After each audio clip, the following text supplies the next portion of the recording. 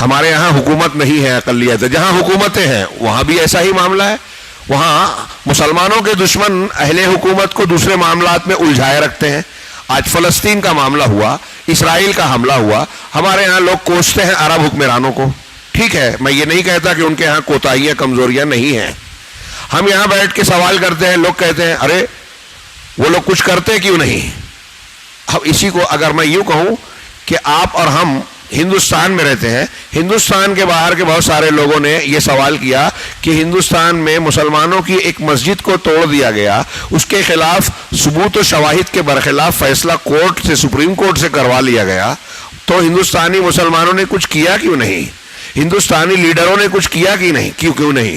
کیا جواب ہے آپ کے اور ہمارے پاس؟ ایک جملے میں جواب دے سکتے ہیں؟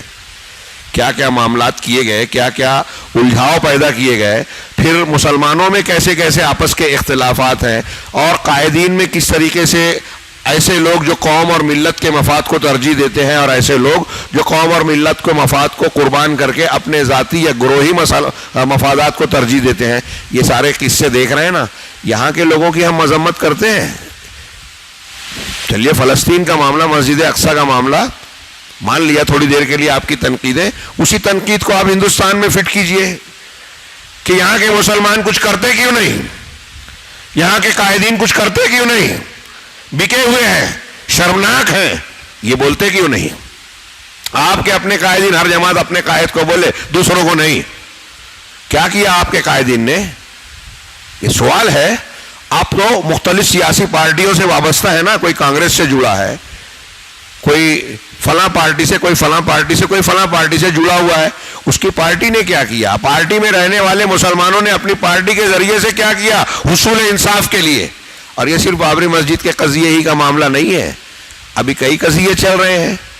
NRC جو لاک ڈاؤن کی وجہ سے تحریک ملتوی ہو گئی یا غائب ہو گئی، اس سے متعلق جو قوانین شہریت والا، جس کی تلوار سب کو سمجھتی ہے کہ پہلے نمبر پر مسلمانوں پر اور دوسرے نمبر پر نچلی ذات کے ہندوؤں پر ٹوٹنے والی ہے، زر پڑنے والی ہے، اس کے خلاف ملک گیر تحریک چلی، ٹس سے مس. ابھی کسان تحریک چل رہی ہے، حکومت ٹس سے مس نہیں ہو رہی ہے. ایسا ہی معاملہ اس وقت تھا، لیکن وہ معاملہ ابھی فی الحال ملتوی ہے کورونا کے قہر کے معاملے میں زیر سایہ. اب آپ سوچ لیجئے کہ یہاں جس طرح سے مسائل میں الجھاؤ ہے نا، تو عالمی سطح پر سیاسی حکومتی منظر نامے میں ایسے بہت ساری باتیں ہیں جو ہم تک پہنچتی ہی نہیں، اور وہاں بھی لوگوں نے ایک دوسرے کو لڑا رکھا ہے. میں نے اس سے پہلے کہا تھا کہ اگر عالم اسلام میں فرض کیجئے سعودی عرب کوئی کام کرنے جاتا ہے، کویت یا کوئی اور ملک کوئی کام کرنے جاتا ہے جو اچھا ہے، مسلمانوں کے لیے بہتر ہے، تو یورپ، امریکہ، رشیا، برطانیہ، یہودی یہ پیچھے سے بعد میں آئیں گے. وہ پہلے اپنے ان چمچوں کو، اعلی کار لوگوں کو، گروہوں کو بھلاتے ہیں، استعمال کرتے ہیں اس مقصد کے، ان منصوبوں کے خلاف جو ان کی چاکری کرتے ہیں. ابھی داعش کا ایک نام آیا تھا، شروعات میں کتنے نوجوان پگلائے جا رہے تھے، علماء کرام بول رہے ہیں تو ان کو بزدل اور نہ جانے کیا کیا کہہ رہے ہیں. آج سمجھ میں آ رہا ہے یہ داعش بنائی ہوئی تھی برطانیہ، امریکہ اور یہودیوں کی، اسرائیل کی. مسلمان نام کے مسلمان گروہ اور مجاہدین اور جہاد کے نام پر بنایا گروہ کس نے ہے؟ امریکہ، برطانیہ نے. CIA، یہ ہیلری کلنٹن کے بیانات انٹرنیٹ پر موجود تھے، اس کے ثبوت سامنے آئے، کتابیں آئی یہ سامنے. تو کیوں بھول جاتے ہیں لوگ؟ سوچتے نہیں ہیں کہ مسلمان کام کر رہا ہے، لڑائی کی بات کر رہا ہے، جنگ کی بات کر رہا ہے. ہمارے بڑی بڑی تنظیمیں، یہ اخوان المسلمین اور یہ لوگ سامنے ساتھ رہے، اور پھر ان کا ساتھ دیتے ہوئے سعودی عرب اور اہل الحدیث اور سلفیوں کو جرم کے کٹہرے میں کھڑا کرتے ہیں. ایک طرف یہ لوگ کہتے ہیں کہ یہ امریکہ کے دوست ہیں، اخوانی یا ان کے ذرائع ابلاغ یہ کہتے ہیں کہ سعودی عرب امریکہ کا پٹھو ہے. ایک طرف یہ کہتا ہے، اور امریکہ ان کو استعمال کرتا ہے کہ سعودی عرب کے خلاف استعمال کریں. یہ سارے جو معاملات ہوئے ہیں، تحریکات ہوئی ہیں، ابھی اسامہ بن لادن سعودیہ سے جلا وطن، اور پھر اس کے بعد جو ہے سعودی کی مخالفت کرنا، سعودی کے علماء کے خلاف فتویٰ ان کے یہاں، ان کی ویب سائٹ پہ، اخوان المسلمین اور القاعدہ کی ویب سائٹ پر موجود ہیں. یہ بھی ان کے دشمن اور وہ بھی دشمن. وہ کہتے ہیں، یہ کہتے ہیں کہ یہ ان کے پٹھو ہیں، اور وہ کہتے ہیں کہ ہمارے لیے مسئلہ سعودی عرب ہے. وہاں سے جو دعوت کا کام ہو رہا ہے, تبلیغ کا کام ہو رہا ہے, قرآن کو تقسیم کیا جا رہا ہے, وہاں کے مبلغین یورپ اور امریکہ اور ساؤتھ افریقہ یا افریقہ کے علاقوں میں جا رہے ہیں, ان پر روک لگائی جائے. وہاں سے جو پیسہ مسجدوں کی تعمیر, مدارس کی مدد کے لیے جاتا ہے, اس پر روک لگائی جائے. ہمارے لیے مسئلہ اسرائیل کے ممبر پارلیمنٹ نے, امریکہ کے بہت سارے ذمہ داران سیاسی ذمہ داروں نے یہ بیان دیا کہ ہمارے لیے اصلی مرکز سردرد جو ہے وہ سعودی عرب ہے. مکہ اور مدینہ کو تباہ کرنا چاہیے, یہ ان کا کہنا ہے. ان کی انٹیلیجنس کی رپورٹ کہتی ہے, ان کے دانشور کہتے ہیں کہ ہمارے لیے مسلمانوں میں 3 گروہ ہے سب سے زیادہ خطرناک اور قابل گرفت جو ہمارے لیے قابل برداشت نہیں ہے, وہ سلفی ہیں. مرکز اس کا سعودی ہے, کویت ہے. یہ رپورٹیں آپ ملاحظہ کر سکتے ہیں. آج نیٹ کا زمانہ ہے, یہ کوئی ڈھکی چھپی چیزیں نہیں ہیں, لیکن کوئی سننے ماننے کے لیے تیار نہیں ہے. اب یہ جو گروہ بندی وہ لوگ استعمال جن کو کر رہے ہیں, آپ سوچئے, میں نے کئی مرتبہ تقریروں میں بہت کھل کے سوال کیا کہ اخوان المسلمین کے تعلق سے عالمی سطح پر وہ معاملہ کیوں نہیں ہوتا جو سلفیوں کے تعلق سے کیا, جبکہ بار بار یہ سامنے آتی ہے بات کہ سلفی ان کے بھی مطلب نشانہ ہے اور ان کے بھی نشانہ ہے.